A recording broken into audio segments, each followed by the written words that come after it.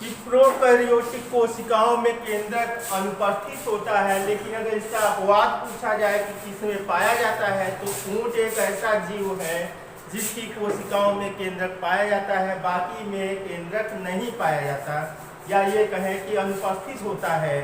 और डीएनए के एक अणु का बना होता है हिस्टोन प्रोटीन भी पाया जाता है। केंद्रक जो होता है वो अनुपस्थित होता है, डीएनए के एक अणुओं का बना होता है और एक प्रोटीन पाया जाता है पर्टिकुलर, उस प्रोटीन को कहते हैं हिस्टोन प्रोटीन।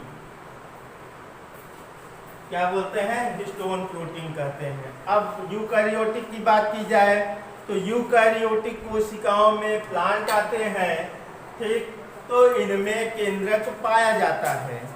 फिर हम थर्ड लक्षण लेते हैं, तीसरा लक्षण लेते हैं, और तीसरा लक्षण है गुणसूत्र। तीसरा क्या है? गुणसूत्र। तो गुणसूत्र में देखेंगे, गुणसूत्र में क्या है कि प्रोकैरियोटिक कोशिकाओं में डीएनए के एक अणु का बना होता है। प्रोकैरियोटिक कोशिकाओं में जो गुणसूत्र होता है वो डीएनए के एक अणुओं का बना होता है, हिस्टोन प्रोटीन नहीं पाई जाती। अगर हम बात करेंगे गुणसूत्र की और बात करेंगे प्रोकैरियोटिक कोशिका की, तो प्रोकैरियोटिक कोशिका में जो गुणसूत्र होता है वो डीएनए के एक ही अणुओं का बना होता है और इसमें हिस्टोन प्रोटीन नहीं पाई जाती। अब बात करेंगे यूकैरियोटिक में, तो यूकैरियोटिक में डीएनए पाया जाता है प्लस हिस्टोन प्रोटीन भी पाया जाता है, ठीक। यूकैरियोटिक में क्या है? DNA plus histone protein. फिर हम बात करते हैं माइटोकॉन्ड्रिया की, तो प्रोकैरियोटिक कोशिकाओं में या जीव कोशिकाओं में माइटोकॉन्ड्रिया नहीं पाया जाता, जबकि यूकैरियोटिक कोशिकाओं या पादप कोशिकाओं में माइटोकॉन्ड्रिया पाया जाता है। और याद रखिएगा, सबसे महत्वपूर्ण क्वेश्चन यहाँ से निकल के आता है कि ऊर्जा का पावर हाउस या ऊर्जा की रसोई किसको कहते हैं, तो इसमें क्वेश्चन का आंसर होता है कि वह माइटोकॉन्ड्रिया होता है। कोशिकाओं को पावर प्रदान करता है, एनर्जी प्रोवाइड करता है, कौन? माइटोकॉन्ड्रिया। तो यूकैरियोटिक में माइटोकॉन्ड्रिया पाया जाता है, उपस्थित होता है। प्रोकैरियोटिक में माइटोकॉन्ड्रिया अनुपस्थित होता है। फिर अगला लक्षण हम बात करेंगे क्लोरोप्लास्ट या हरित लवक की। क्लोरोप्लास्ट या हरित लवक की। क्लोरोप्लास्ट या हरित लवक की। तो क्लोरोप्लास्ट या हरित लवक प्रोकैरियोटिक कोशिकाओं में अनुपस्थित होगा, क्योंकि यह जीव कोशिकाएं हैं और जीव कोशिकाओं में फोटोसिंथेसिस नहीं होती, इसलिए इसमें हरित लवक का कोई कार्य नहीं है। जबकि यूकैरियोटिक कोशिकाओं में हरित लवक उपस्थित होगा, क्योंकि इसमें फोटोसिंथेसिस या प्रकाश संश्लेषण की अभिक्रिया होती है। और वास्तव में प्रकाश संश्लेषण की अभिक्रिया पौधे तभी कर पाएंगे जब उनकी पत्तियों में क्लोरोप्लास्ट या हरित लवक पाया जाएगा। और याद रखिएगा कि क्लोरोप्लास्ट में ही दो संरचनाएं होती हैं, एक होती है ग्रेना और एक होती है स्टोमा। कौन सी दो संरचनाएं? एक ग्रेना और एक स्टोना। और इन दोनों की जब हम ब्रीफ में डिफिनेशन देखेंगे, जब आगे चल के पढ़ेंगे, तो ग्रेना की जो संरचना होती है वो सिक्के नुमा एक के ऊपर एक ऐसे रखी हुई होती है, और स्टोमा जो होता है एक दूसरे से लगा हुआ होता है। वास्तव में जैसे सेल की बैटरी होती है जो एनर्जी को प्रोवाइड करती है, उसी तरीके से ग्रेना होती है जो डायरेक्ट सनलाइट को क्या करती है? एब्जॉर्ब करती है, और एब्जॉर्ब करने के बाद भोजन निर्माण में मदद करती है। अगला हम लक्षण लेंगे राइबोसोम। तो प्रोकैरियोटिक कोशिकाओं में राइबोसोम कैसा होगा? प्रोकैरियोटिक कोशिकाओं में राइबोसोम 70S टाइप का होता है। किस टाइप का? प्रोकैरियोटिक में होता है 70S टाइप का, जबकि यूकैरियोटिक में होगा, यूकैरियोटिक में 80S टाइप का राइबोसोम पाया जाता है। यही पूछा जाता है क्वेश्चन कि ये बताइए कि प्रोकैरियोटिक कोशिकाओं में राइबोसोम कैसा होता है, यूकैरियोटिक कोशिकाओं में राइबोसोम कैसा होता है। तो उसका आंसर होता है कि प्रोकैरियोटिक कोशिकाओं में राइबोसोम जो होता है वो 70S का होता है, जबकि यूकैरियोटिक कोशिकाओं में राइबोसोम 80S टाइप का होता है। फिर उदाहरण की बात करेंगे तो प्रोकैरियोटिक का उदाहरण हमने बताया कि जीवाणु, एनिमल्स, नीलहरित शैवाल, और यूकैरियोटिक कोशिकाओं का उदाहरण है पादप, कवक एवं प्रोटिस्टा। यूकैरियोटिक कोशिकाओं का उदाहरण क्या है? पादप, कवक और प्रोटिस्टा।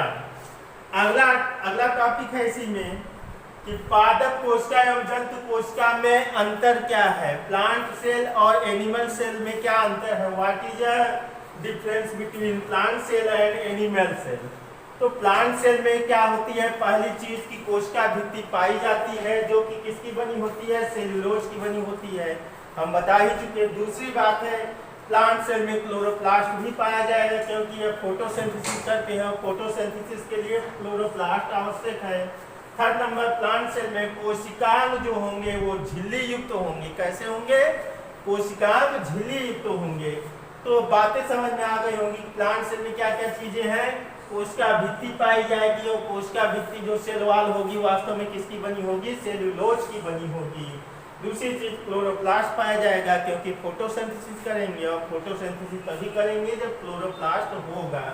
थर्ड नंबर है कि कोशिकांग जो होंगे वो झिल्ली युक्त होंगे।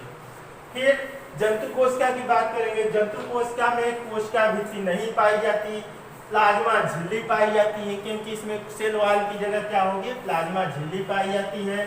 दूसरी बात, क्लोरोप्लास्ट अनुपस्थित होंगे। जंतु कोशिका में क्लोरोप्लास्ट का कोई कार्य नहीं है, फोटोसिंथेसिस कोई क्रिया नहीं है, तो ये अनुपस्थित होंगे। थर्ड नंबर है कोशिकांग झिल्ली युक्त नहीं होते। इसमें कोशिकांग कैसे थे? झिल्ली युक्त थे और इसमें कोशिकांग झिल्ली युक्त नहीं होंगे।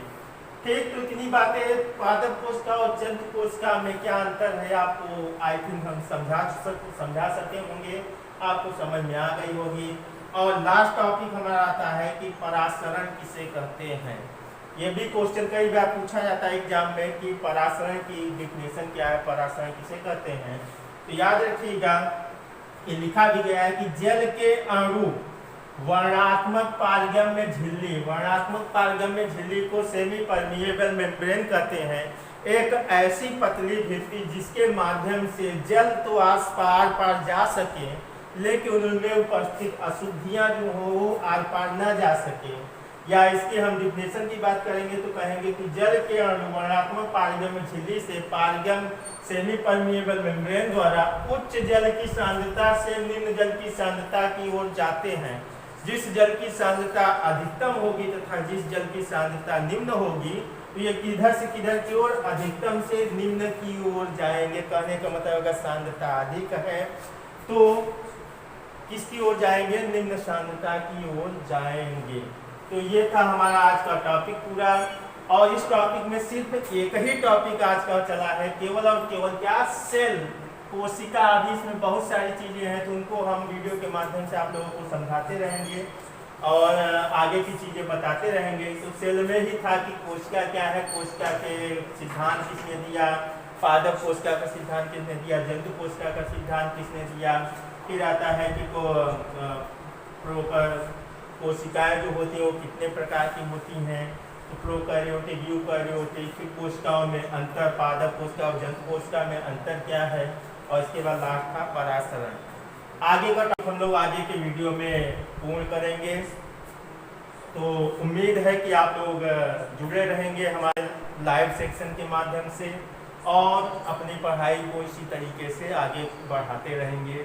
फिर से एक बार हम रिक्वेस्ट करेंगे कि चैनल को हमारे प्लीज़ आप लोग सब्सक्राइब करें, लाइक करें और जितना ज़्यादा से ज़्यादा हो सके उसको शेयर करें, क्योंकि मेहनत का सही अंदाज़ा तभी निकलेगा जब आप लोग उसको आगे तक पहुंचाएंगे।